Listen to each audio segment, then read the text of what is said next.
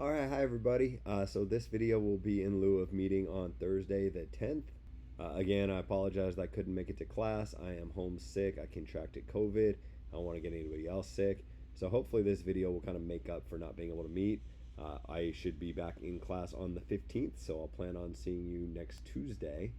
But in the meantime, what I want to do is I want to go over the 4.3 homework assignment, and I want to make sure, in case I didn't in the last video, make really clear exactly what's going to be on your quiz this week. So your quiz will cover 4.2 and 4.3. From 4.2, we're dealing with the graphs of exponential functions, and I think it was about halfway through the video where I got into the types of problems where you're comparing various values of a's and b's on the graphs. The quiz is based off those type of problems. There's 10 points. If I remember right, there's 5 different questions. I give you a graph, various exponential functions. You make conclusions about the a's and the b's. And then the other 10 points come from 4.3. And in 4.3, what we're doing is we're getting an intro to logs. Logs, or logarithms, tend to be a topic that gives students a lot of trouble in a math class, and it's what we're going to be spending the rest of this term on. So in this section, we're just going to get an intro into how these logs work, but it's the kind of thing that's really important. You want to have a really solid foundation with this, because everything we'll do for the next few weeks in our class will be building upon this foundation. And for whatever reason, a lot of students kind of struggle with logs. But if we can get that foundation down really well, then hopefully the rest of the class will go well for you. And then frankly, if you have a good grasp of logs, you'll be ahead of most of your peers as you continue on in your math career, because a lot of students don't. But I promise you, it's very doable if you just stress a couple of key concepts. So that's what I'll do in this video. So when we talk about logarithms in 4.3, we really have 2 different learning objectives. The first one is I want you to be able to switch back and forth between logarithmic and exponential form. And in order to be able to do this, well, clearly you need to know what logarithmic form and what exponential form is. So the easiest way to think about it is logarithmic form is an equation that looks like the log base b, where b is some number, of x is equal to y. So to be clear here, this is not b to the x power. The x is on kind of the main line with the log and the y, and the b is down in the subscript. The way you read this is log base b, to emphasize that this is down in the base, it's a subscript, of x equals y. This is an equation in its logarithmic form, and this equation is equivalent to b to the y power is equal to x. This is an equation in its exponential form. And if you want, you could just memorize that these two things are equal and kind of move the pieces around. The y, the thing that's over on the other side of the equation, ends up being the exponent. The b, the thing that's down in the base, ends up being the base on this exponent. And the x, the thing on the other side of the equation in the exponential form, is the thing that we're taking the log of in logarithmic form. I mean, you can do that, but it's not a great way, in my opinion, to get this first learning objective. I think it's a lot more useful to kind of get this intuitive idea of what the log base b of x is asking you. So what the log base b of x is asking you is what power. Logs are asking you for powers. What exponent, what power do I need to raise the base, so b in this case, up to, so like b to what power is the question, if I want to make it equal to this thing x. This is the generic question that a logarithmic equation is asking you. The log base b of x is asking, what power do I need to raise that b up to make it equal to x? It might be easier for you to think about this as an example. So if somebody asked you, what is the log base 2 of 8? They're asking you the question, what power do I have to raise 2 up to make it equal to 8? That's what this question right here is asking. And if you're really good with exponents, you might be like, well, 2 to the 3rd power equals 8, right? Yeah, so therefore the log base 2 of 8 would be equal to 3. The log base 2 of 8 is asking you the question, what power do you have to raise 2 up to make it equal to 8? And since 2 to the 3rd power equals 8, the answer to the log base 2 of 8 is equal to 3. If you can make sense of all of that, that's really good, and I'd argue that that's more useful than just being able to switch between logarithmic and exponential form. It's worth pointing out, though, if you saw the log base 2 of 8 and didn't know how to answer that question, what you could do is set it equal to something like x and then solve for x by switching from logarithmic to exponential form.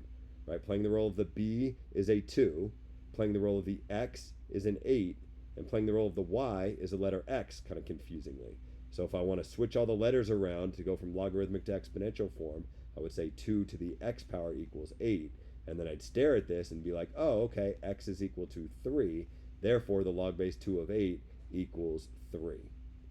A lot of students, when they're first learning this stuff, take these logarithmic questions, make them logarithmic equations, switch them into exponential equations, solve the exponential equation, and then use that solution as the solution to the original logarithmic question. You can absolutely do that, but I think you'll eventually want to get to the point where you can recognize this question just the way it's written. What power do I need to raise b up to make it equal to x? And if you recognize that that's the question that this is asking, then all of a sudden it's really easy to switch between logarithmic and exponential form. Because this is the answer to this question. The thing on the other side is the power that I need to raise this b up to. So when I write it in exponential form, this b will be raised to this y power, of course, because this is asking for a power that I need to raise b up to, b to the y. Wait, why am I raising b up to the y power? Because we want to make it equal to this x. That's where the equal x part comes in. There's two different learning objectives in this section. The first one is just being able to switch between logarithmic and exponential form. And you can do that either by memorizing where the different letters go, as I showed right here in purple, or by really understanding the question like I tried to get at in red. And the advantage to really understanding the question is that the second learning objective is evaluating numeric logs. What do I mean by that? I mean questions like this. If I ask you what is the log base 2 of 8, I want you to be able to tell me the answer is 3. And you're like, wait a minute, I thought that was part of 1. Well, they kind of do blur together, right? I mean, a lot of people, to get this second learning objective, use the first learning objective. They change this into exponential form and then use knowledge that they have of exponents to answer these logarithmic questions. I would argue that it's beneficial if you can be given the log base 2 of 8 and immediately answer the question without switching the different forms. But you will want to be able to switch the forms as well. So maybe think about this like you want to be able to answer this question two different ways. If I ask you the log base 2 of 8, you want to be able to say it's equal to 3, because this is asking me the question, what power do I need to raise the 2 up to make it equal to 8? I'm able to evaluate numeric logs and figure out, just from this form, that the answer is equal to 3. And the other learning objective is kind of the more beginner method of evaluating this log. Log base 2 of 8, I don't know what that is. Why don't I call it some sort of letter so that I can move the pieces around and rewrite this logarithmic equation as an exponential equation? Because I'm good with exponential equations, I solve that exponential equation to answer this question. Really, the first learning objective takes place with this arrow right here, switching this form into this form. And one application of the first learning objective, it's not the only application, but one application is to solve problems like you see in the second learning objective. That's a lot of talking, but hopefully that makes sense. Logarithms can be confusing, and rather than just telling you what you need to do, trying to explain why you need to do it, hopefully is useful to you. So this first question doesn't ask you to evaluate anything, right? It's not asking you what is the log base 3 of 81. It'd be cool if you could figure out the log base 3 of 81. The answer is equal to 4. But it'd be cool if you knew that, but you're not supposed to figure that out. What you're supposed to do is rewrite this equation as an exponential equation. You're supposed to just kind of understand this. What this is saying is that the power that 3 needs to be raised up to, if I want to make it equal to 81, is the number 4. So 3 to the 4th power equals 81. It's worth pointing out that this checks out, right? 3 to the 4th power, 3 times 3 is 9, times 3 is 27, times 3 is 81. This is a true statement because this is a true statement. But we're not trying to like check the validity of the statements. We're just trying to rewrite something in a different form, and that's how you do it. And that's actually the same thing you're going to do for several problems. Like the first half of the homework, all we're doing is rewriting things in different forms. And you want to get to the point where you can do it really quick, even if you have fractions or negative numbers or letters floating around as we go on in this. So this one, the log base 3 of 1 over 27 is equal to negative 3. Don't let the fact that this is negative screw you up, or the fact that this is a fraction. Playing the role of the b here is the number 3. Playing the role of the x here is 1/27. Playing the role of the y here is negative 3. Move the pieces around to come up with an equivalent exponential equation. And it might even help to be like, oh yeah, and I see how that exponential equation is true, although you don't really even need to. Question 3, there's a slight little twist in here. Hopefully you got it in the videos. If you ever see log written without a base, there's an implied 10. So really when the question is written this way and you see the log of 100 equals 2, think the log base 10 of 100 equals 2. The base is 10 if it's not written here. Once you rewrite it like this, maybe you can see what b, x, and y are, and then it's easy enough to switch it into an equivalent exponential equation. Question 4, I waited a little while to put this on here, but maybe this should have been at the start. Maybe it's even easier with letters floating around here since you have all these letters in this example. The idea for question 4 is it's just the same thing. Don't worry about the fact that there's t's here. Your answer here in exponential notation will have some letters floating around in it. Fine, whatever. That's question 4. Question 5, things switch a little bit. Now, instead of going from logarithmic equations to exponential equations, we're going in reverse. But I don't know that it's really any harder, right? Now you're given something that looks like this, and you got to rewrite it so it looks like this. So in this specific problem, they tell us that 5 to the third power equals 125. Another way you could write this statement is you could say the log base 5 of 125 is equal to 3. That's what you'll end up putting in this box right here. If you're wondering how to write the log base 5, you should be able to click in here and it'll bring up a little menu that has a log option in there. Another way you can do it is if you type in log and then the little underscore symbol, it'll like drop down a line and allow you to type the base in, and then cursor over and it'll bring your cursor back up here. But you should be able to just click in here and come up with the log and then type in the base and then type in the value. If you run into trouble with the computer interface part, just let me know and I'll take care of it for you. Question 6, kind of the same idea. You're given an exponential equation, and what you need to do is write it as a logarithmic equation. This one's a little bit interesting. I suspect the homework system will mark 2 different answers correct here, but I'm not positive. I think what you should do when you see this problem is first rewrite it as the log base 10 of 11 is equal to c. But then don't stop here, because the standard is when your base is 10 that you write it without that 10, that the 10 is implied. So what you just write is the log of 11 equals c. I'd argue that this is the best possible answer, although I suspect that the homework would mark either one as correct. Question 7, I believe, is the last of this type, this first learning objective where we're switching between exponential and logarithmic forms. What's a little bit different here is the base on the exponent is e. So just like when the base is completely left off, we're to assume there's a 10 right here. When instead of log, you see ln of something written, like ln7, what you're supposed to assume is that this is a log, but it's a specific log, a log with the base of e. So if somebody wrote ln7 equals x, what they really mean is the log base e of 7 equals x. Just like 10 is a nice base to have with logarithms because it has some nice properties with exponents, e is a really nice base to have with logarithms because it has some nice properties with exponents. So because e is such a common base, there's a shorthand way of writing the log base e of a number like the number 7. You write it as the natural log of 7.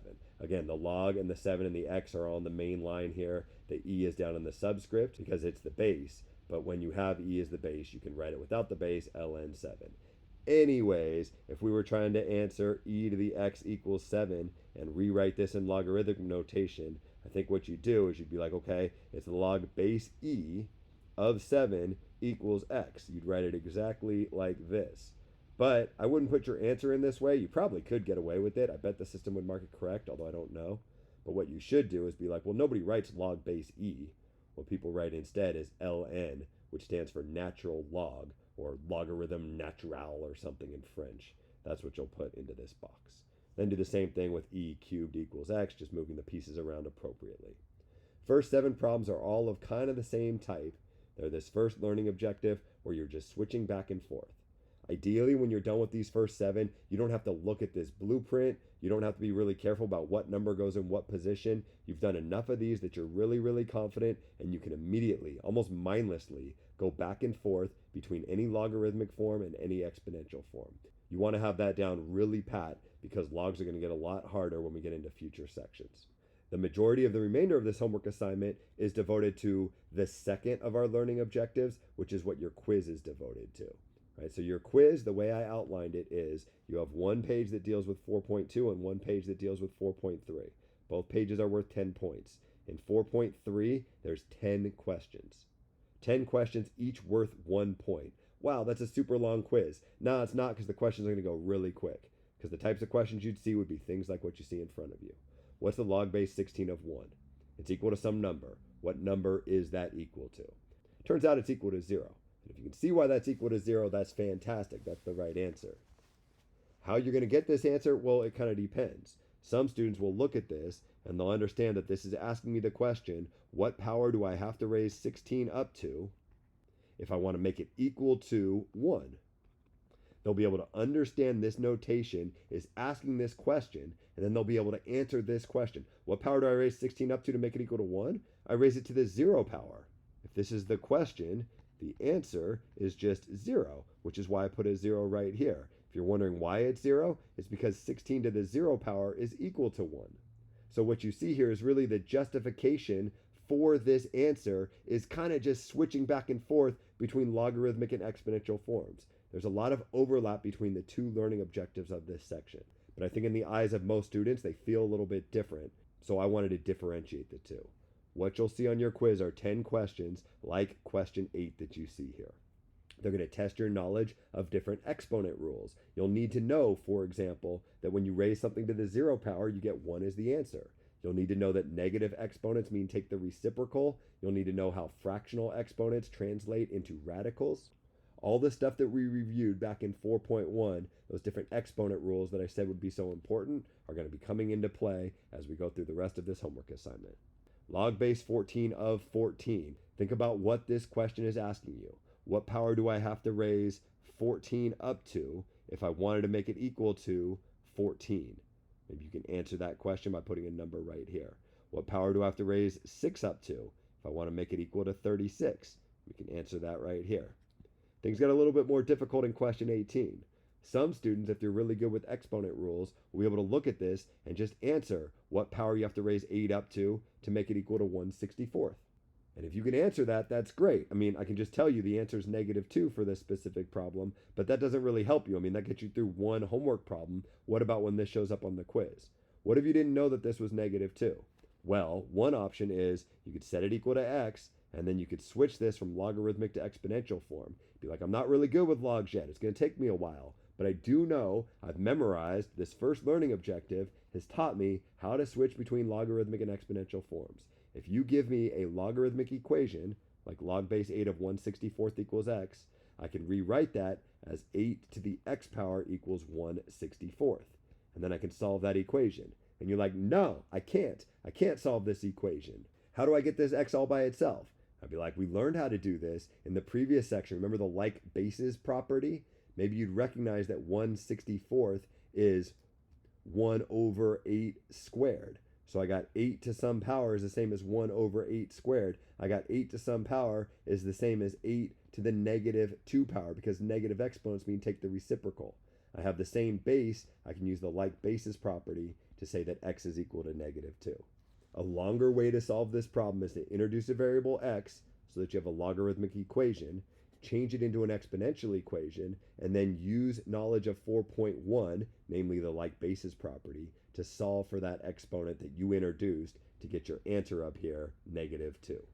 I think most students will not do it this way. I think most students will look at this and they'll be like, I think the answer is -2, but if this were a quiz and I wanted to be really careful, maybe what I could do is check my work by rewriting this equation in exponential form. 8 to the -2 equals 1 over 64. Yeah, that checks out because 8 squared is 64 and negative exponent means take the reciprocal. Cool, I'm feeling good about this answer.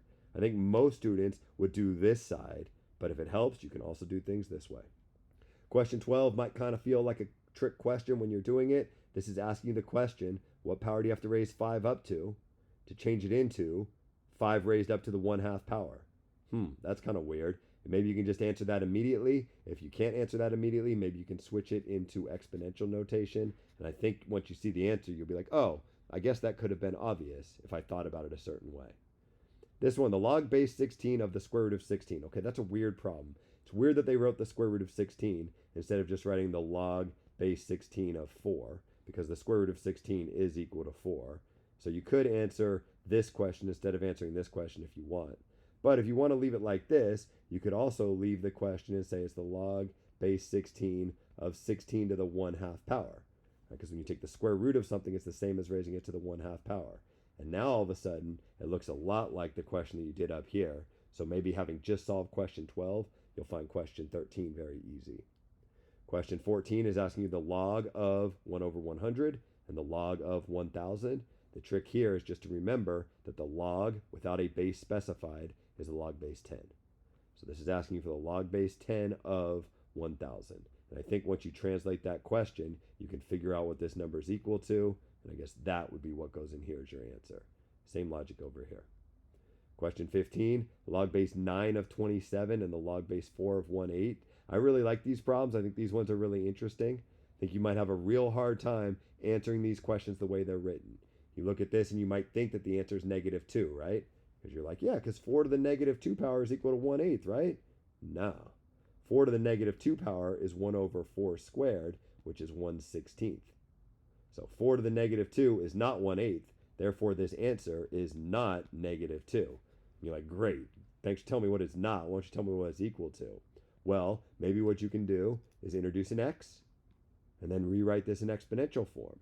Right? 4 to the x power equals 1/8. You're like, no, it doesn't help. I still can't answer this question. Maybe you can find some base that you can rewrite both of these in terms of. Right? Maybe you could rewrite this as 2 squared to the x power is equal to 1 over 2 cubed. Maybe you can manipulate both sides of this equation so it's 2 to some power equals 2 to some power, and then use the like basis property to equate those two different exponents, which will eventually allow you to solve for x, which would be the answer that you'd put in right in here. So there's a really quick sketch of how you can answer questions like this. I find these ones really interesting. The difficulty level on your quiz will vary. They'll be as easy as some of these early ones, like something like this. This is about as easy as they get. And they'll be as hard as ones like this, which are about as hard as they'll get. 2 more questions on here, although really each of them have like a bunch of parts to them. Although I think even though you see 8 parts here, it's not going to take you forever. Because I think most of these you'll be able to figure out pretty quickly. So maybe I'll just choose one. I don't know if it matters which one. Let's choose this one just to jump out at me. When I have the natural log, I'm thinking the log base e. The log base e of what? The 9th root of e. The 9th root of e is the same as e raised up to the 1/9 power. So this is asking me the question, what power do I have to raise this e up to if I want to change it into e to the 1/9 power? Well, the answer would be 1/9, because this e to the 1/9 is equal to e to the 1/9. So this answer is just 1/9. And once you get that one, it might allow you to figure out some of these other ones really, really quickly. And you could fill in a bunch of these boxes without having to show quite as much work as I did here. And in question 17, you kind of do the same thing, except instead of doing the log base e a bunch of times, you do e raised up to various problems. And these, they can really make your head hurt, especially this one and this one. I think B, C, and D will all be pretty similar to the ones that you did up here. And after getting all this practice, I bet you can do B, C, and D pretty quickly. But I think A and E are both really challenging. My trick for you here is to think about what this means. Focus on the stuff in red. So think about what this is asking you. This is asking you the natural log of the square root of 2. The way to think about that is, what power do I have to raise e up to make it equal to the square root of 2? And you're like, I have so many problems with this problem. First off, where'd the e come from? Remember, natural log means the log base e of the square root of 2 in this case. And you're like, okay, but I'm not super comfortable with e. I remember you said it's something like 2.7, but I don't know what the square root of 2 is. I have no clue what I have to raise this up to make it equal to the square root of 2. Good. You're not supposed to know. There's some number out there that you raise e up to make it equal to the square root of 2. It's some number. I don't know what it is. You don't know what it is. Nobody knows what it is, but you don't need to know what it is. Because look what we're doing. We're going to take e, and we're going to raise it up to the power that we need to raise e up to make it equal to the square root of 2. So if you just focus on the stuff in red, the stuff in red represents an exponent. It represents a very specific exponent, the exponent necessary to raise e up to the square root of 2, to change e's into square roots of 2. If I start out with an e, and I take this red box right here, the number that this thing is equal to, what I'm going to get for my answer is the square root of 2. You're like, okay, so what's my answer? This is asking you, what do you get when you raise e up to that magical power? That magical power changes e's into the square roots of 2, so this answer is just the square root of 2. If that makes any sense, that's really impressive knowledge of logs. If that makes any sense, maybe you can do something very similar to get this answer over here. But frankly, even if you don't understand A and E, it's not the end of the world. That's like A student range if you can wrap your head around this. Even if you can't, we'll learn other ways to do it in future sections. For now, answering questions like B, C, and D, I think those would be fair game on a quiz. And A and E, that's probably a bit beyond what you should expect to see on a quiz. I think the quiz problems will focus more. I think difficult quiz problems will look more like question 15. These ones are really fun problems, I think. So expect to see those. Medium quiz problems, easier quiz problems. And then all this stuff of switching the different forms is just machinery that might help you answer the quiz problems, but won't be tested directly. Hopefully that all makes sense. That's the intro into logs. We'll do a lot more with logs in the next coming weeks of our class. So if you have any trouble with this homework assignment or any questions about logs, please reach out, because logs can go really well for you, but they can also go really painfully for people if you don't get that important foundation. So let me help if I can. I'm going to call this video good here. I will see you guys on Tuesday. Hope everybody has a good weekend and good luck with the quiz.